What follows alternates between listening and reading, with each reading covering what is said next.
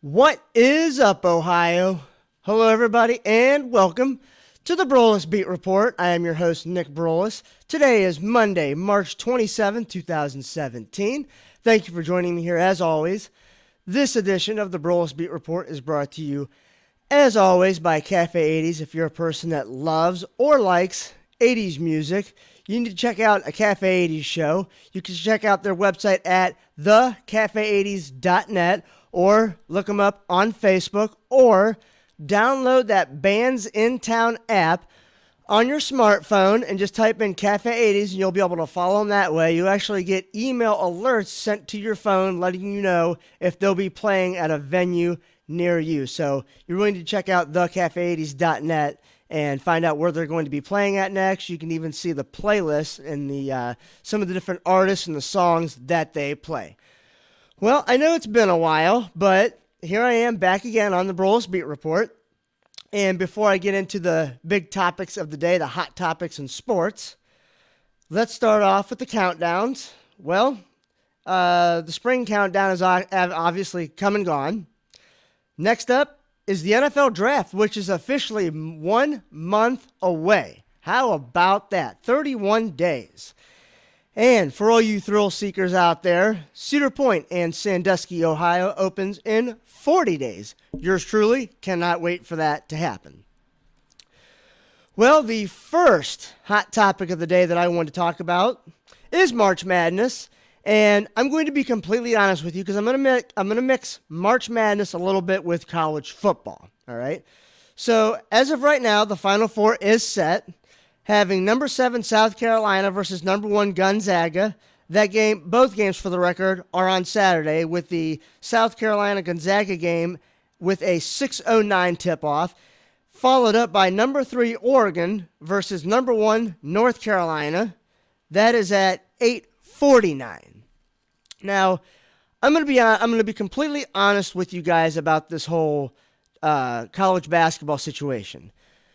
Most of you should know by now, I absolutely love sports, obviously, or else I wouldn't be doing this show.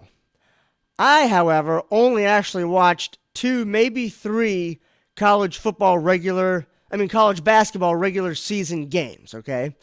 And I just have no interest or urgency whatsoever in watching any of the college basketball games going on throughout the season. I just really don't. And I don't think that I watched one Big Ten tournament game at all. And what was even worse is that Ohio State absolutely stunk when it came to their men's program this past season. They stunk. As a matter of fact, Thad Matta, the head coach of the Ohio State Buckeyes, is officially on the hot seat. He's coming back for one more year, and Ohio State's going to have to at least make the tournament next year if Thad Matta is going to indeed return for another season after next season. So this is why I'm going to compare it to college football. I absolutely love college football. And there is a huge urgency from week to week, regardless of who you are, to win every game. Because if you lose just one game, there is a good chance, especially if you are one of the more elite programs, like, say, an Alabama, Ohio State, Florida, USC, Michigan, teams, programs along that, status. It depends on when you lose, who you lose to, and what the score was. Now, if you are an SEC team, in my opinion at least, you can afford to lose one game due to the fact that over the last 10 years, the SEC has been the more dominant conference overall.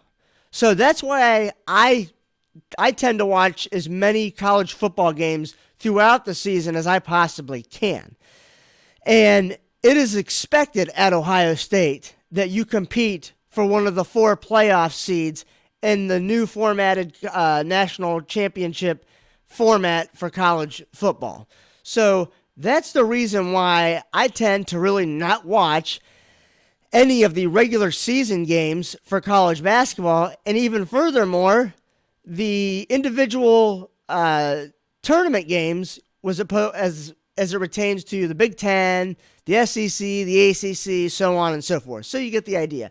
But I will say that I will be watching both of these games very tightly because I think that they have the potential to be really good. And wouldn't it be ironic that the Carolinas are the two teams that end up in the national championship game? So I think it's going to be a very, very good Final Four for college basketball. And quite frankly, the way that the first 2 or 3 rounds went in the March Madness tournament so far, they really need to have a very good Final Four and national championship game. Let's switch to the NBA. And the talk on the Cavs is, what is your level of concern in terms of their play, their defense, and just the overall product and the wins and losses right now? Well, if you ask me on a scale of 1 to 10 on my concern level with the Cavs in terms of, are they going to be able to make it to the Eastern Conference Finals? Are they going to be able to make it to the NBA Finals? Let me just say this. Before the season even started, it was already being assumed by many experts that know more about basketball than what I do. It was a foregone conclusion that the Cavs and the Warriors were going to face off in the NBA Finals once again for a third straight year, which, might I add, has never happened in the history of the NBA. Okay? Well, here's my level of concern with the Cavs. On a scale of 1 to 10, it is a 6. And I say that because I'm not worried about them from an offensive standpoint. I am very concerned about them, however, from a defensive standpoint. They're making stupid mistakes on defense. They're not rotating right. They're not getting help on defense when it comes to down in the paint. And they just look like an absolute complete mess on the defensive end of the floor, and they're not contesting shots. I think they're giving up about 107 points per game so far in this month, let alone, which is pathetic. I think the 76ers are actually doing a better job than the Cavs, which is really sad. Now, in all fairness, the Cavs have not had a very cohesive unit, so to speak, in terms of the starting lineup. When one guy gets healthy, another guy gets injured. When he comes back, another guy goes down.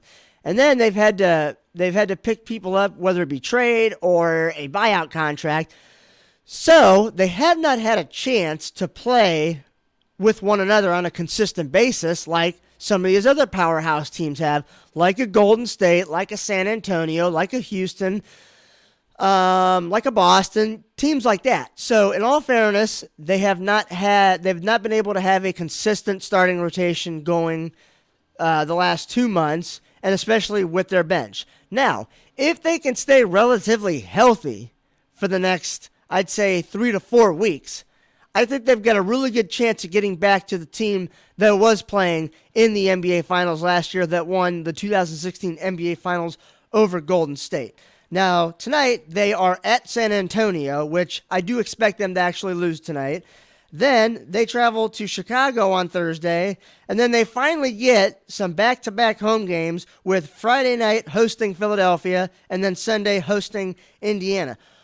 Hopefully they will be able to get some practice time in and get some healthy bodies. And as far as I'm told, Kyle Korver will not be playing tonight in San Antonio, and Iman Shumpert is questionable. Now, for the record, the Cavs and Boston are tied for the number 1 seed in the East, but please do remember that Cleveland actually owns the tiebreaker, and they play Boston later on this year in Boston, I believe. And they actually have a 1-game lead in terms of the loss column, so keep that in mind. Now, let's switch to the NFL.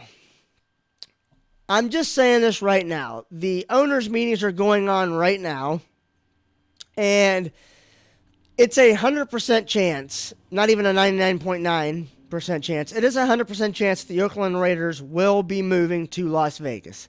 I, for one, do not like this move. I don't consider Las Vegas to be a sports town. I know the NBA has thought about putting an NBA team in Las Vegas. I just think it's idiotic for the NFL to move the Raiders to Las Vegas. Now, I do actually have an article on this concerning the Raiders, and this is from the NFL's actual website, NFL.com, and this is how it goes.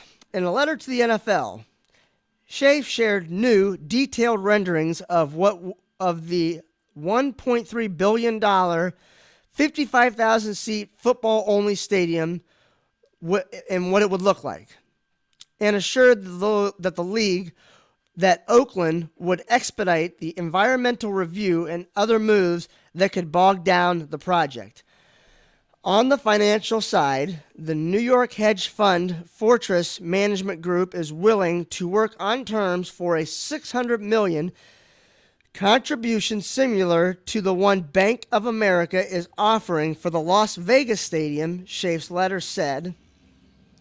The group's involvement was previously reported by the Associated Press and others, but is the first public airing of details of the hedge fund's role. NFL Hall of Famer Ronnie Lott is working with the group and among those seeking to keep the team in California. The NFL dismissed the initial plan put forward by the city and the investment group in December.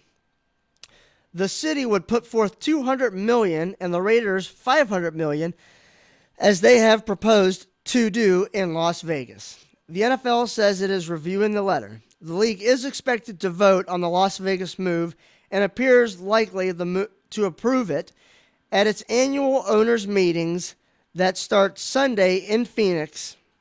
The Las Vegas vote could come as early as Tuesday. Lott, a one-time Raider, said that it would be sad for the Raiders to shun the city yet again. To rip this city away from Oakland for a second time would be heartbreaking and entirely unnecessary, given that we have a viable option on the table that keeps them here and helps this community and the team grow, Lott said in a statement. We have a sophisticated financial partner in Fortress.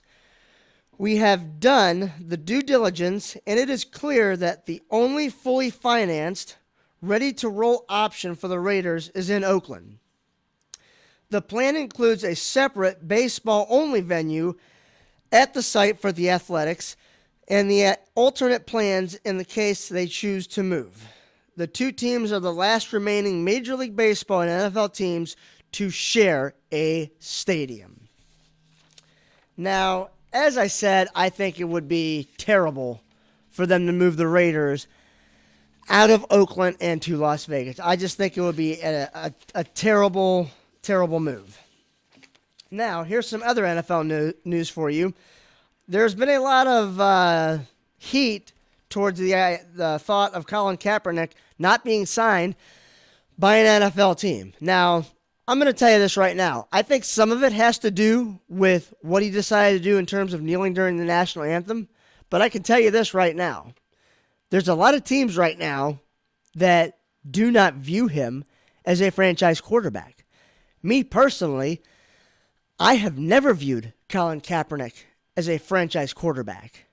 Now, there's going to be some team out there that, whether it be injury to their starting quarterback or their backup quarterback, they'll sign him, but they also understand that there will be protesters outside of their stadium at every home game due to what he did last year as a result of kneeling for the national anthem. Now, about Tony Romo. He still is on the Cowboys roster. And I just came across this earlier today.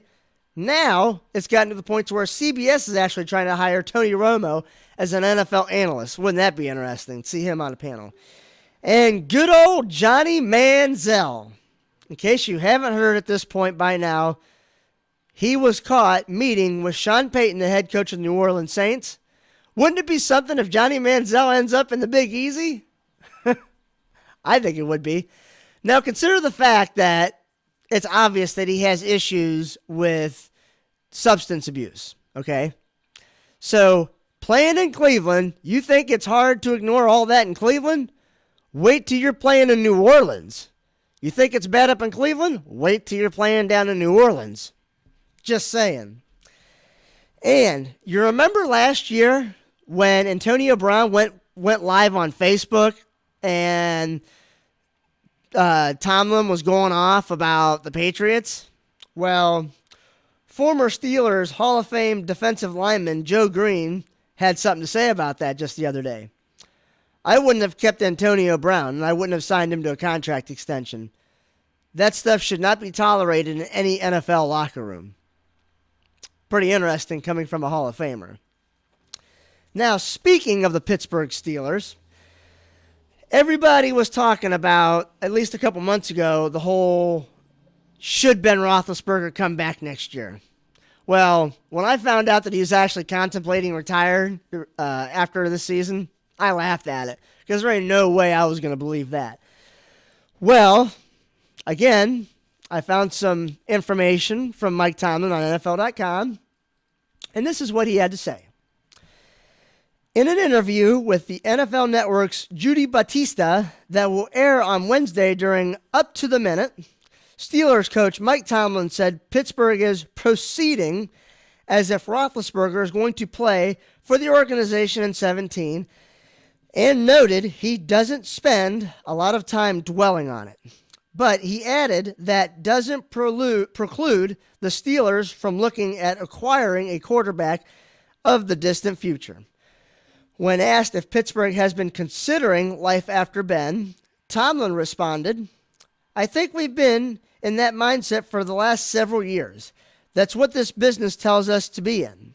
We better start sharpening our sword in terms of evaluation of quarterbacks and what's available to us or potentially available to us. That's just due diligence." So yes, we have.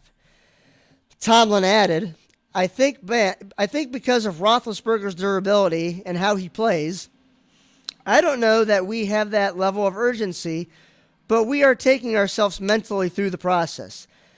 Not an easy one, obviously, but it is what it is.